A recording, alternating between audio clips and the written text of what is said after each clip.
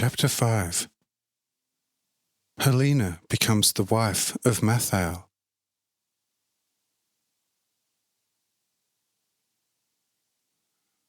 Uran thanks me and Cyrenius very heartily, and also Helena, who, however, adds the question, saying,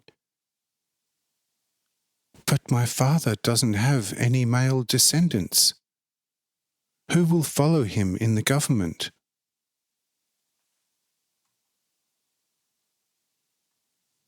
I say, "But my very dearest Helena, haven't I given you then a most wise descendant, whom your father has named as viceroy?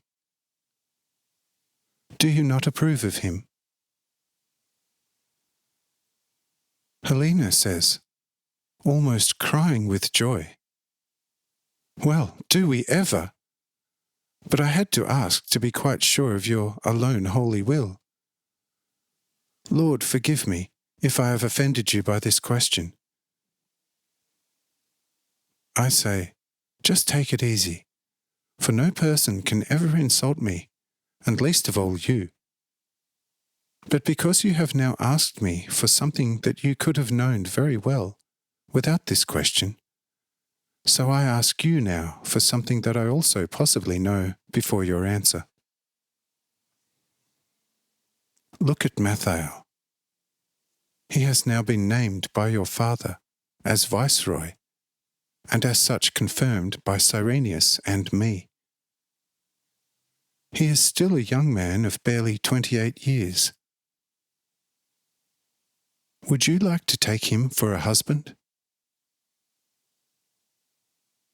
Here Helena casts her eyes down, a little modestly, and says after a while, "But, Lord, truly nothing is safe before you, be it ever so well hidden in the heart. You looked into my heart and found there that I am exceedingly fond of Mathael. And you have now revealed me before I really wanted to be revealed. But since my heart has now been revealed, I can answer your holy question with nothing but a perfectly true yes. I certainly love Mathael very much. But it is a different question whether he will love me."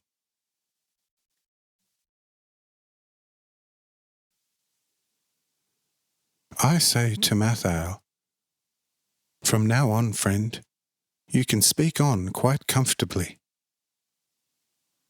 Mathael says, "O Lord, you very most eminent one, you are never greater in my heart than when you speak with us so humanly. Whether I could love this pure virgin, who is totally devoted to you in her whole being, in such an intensive way as I love you, O Lord?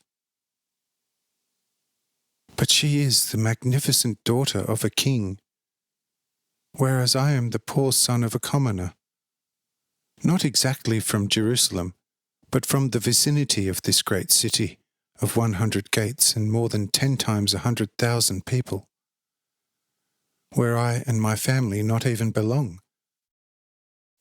There is the snag." I say, "Well, so what? Who was David from birth? Who was then Saul? Who has anointed them kings of Israel? But if I now do to you what I once did to both of them, how should you not be of equal birth as Helena? Do you think then that I don't possess enough power to set you in a moment on Caesar's throne in Rome? You know the power and strength of the angel Raphael, here present for our service.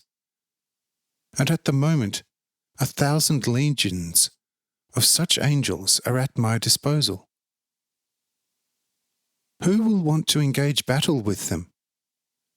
For Raphael is enough to turn this whole earth to dust in an instant, not to mention dethroning a Caesar in Rome, and setting another quite happily on the throne.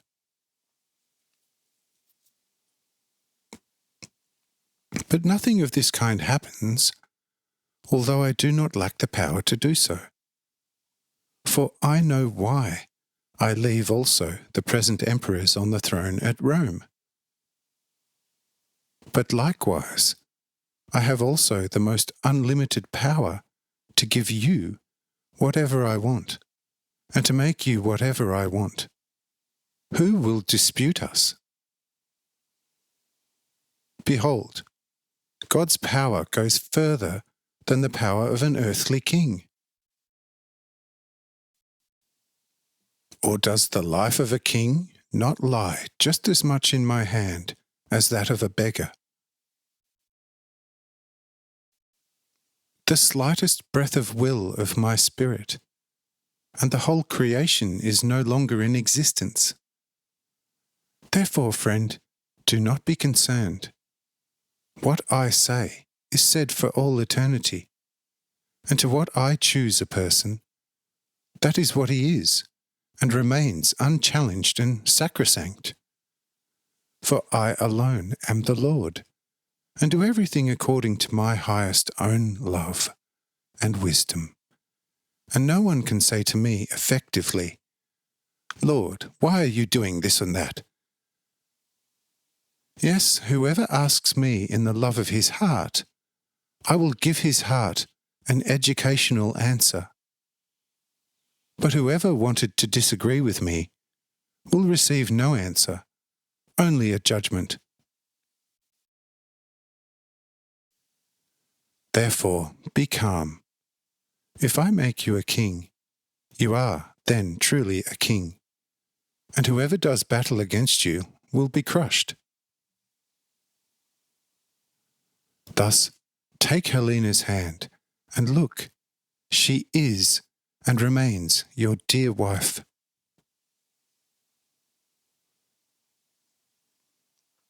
Here, Uran rises and says, filled with the highest gratitude, O Lord,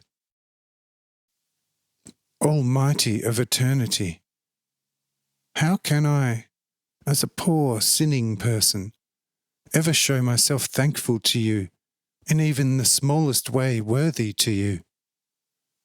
You fill me with the highest grace and good deeds. What a great and long-lasting worry you have taken from my heart. How hard it is for a feeling father to choose a man for his single dear daughter, about whom one could claim in advance, with a certain certainty, that he is fully suitable for his daughter, and that she will be happy with him. What sort of sacrifices have parents often laid in the hymen temples for the good of their married daughter, and thought that they would reach a happy marriage thereby? But the sacrifices were only too often in vain. The marriages were nonetheless unhappy, and the married daughter only too soon became a true slave, instead of a friend and most faithful companion of her husband. But here comes true what I heard from the elders, that the true marriages are made in the heavens by the gods. Of course it goes without saying that the mistaken expression gods should be left out. For once one has found the one and only true God, then the false gods ceased to exist. This marriage is therefore determined and tied by you, O Lord, yourself, and I can now wait in the calmest hope that it will also not escape your blessing, which certainly must be earned through the exact observance of your holy will. Otherwise it will not be given. Helena, my beloved daughter, would you have thought when we set off on our far journey, with the intention of seeking the true wisdom and the unknown God, and then to bring all that back to our nation, and thereby make them as happy as possible, that we both would be made so unspeakably happy here on this deserted, void, and highly unpleasant place. Do you see, daughter, how the teaching I often told you? Whoever wants to find everything should seek nothing but God alone, has been most magnificently fulfilled here. You sighed as we left our city with the secret intention in our hearts not to return until we had found the truth and the single true God. And you said longingly, Father,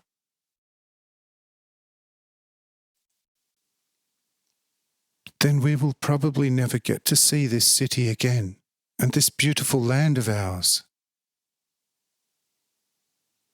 And I said to you, be calm of heart, my daughter. We are going not on a rape and not to threaten our neighbour with war, but we are going to seek the highest happiness for us and for our land. No God and no power in the world can call our plan bad. Then you became calmer, and we set off on our journey courageously. But at that moment I asked you whether you ever had the slightest idea of everything effusively good and happy that we have found here.